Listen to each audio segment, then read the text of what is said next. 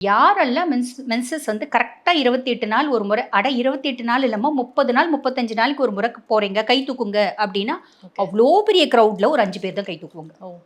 அப்பன்னா என்ன அர்த்தம்? அவ்ளோ பேருக்கு மென்சஸ் இர்ரெகுலாரிட்டீஸ் இருக்கு அப்டின்னு அர்த்தம். அவங்க ஏஜ் குரூப் நம்ம பார்க்கணும்.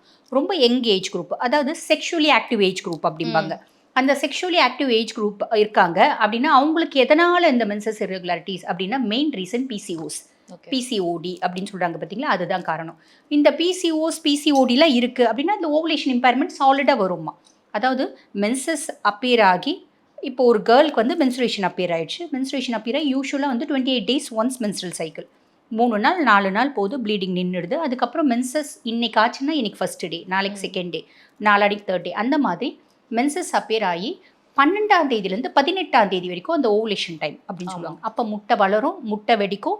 அந்த பொண்ணு வந்து திருமணம் ஆன பொண்ணா இருக்கு அப்படின்னா, முட்டை பழுத்து வெடிக்கும்.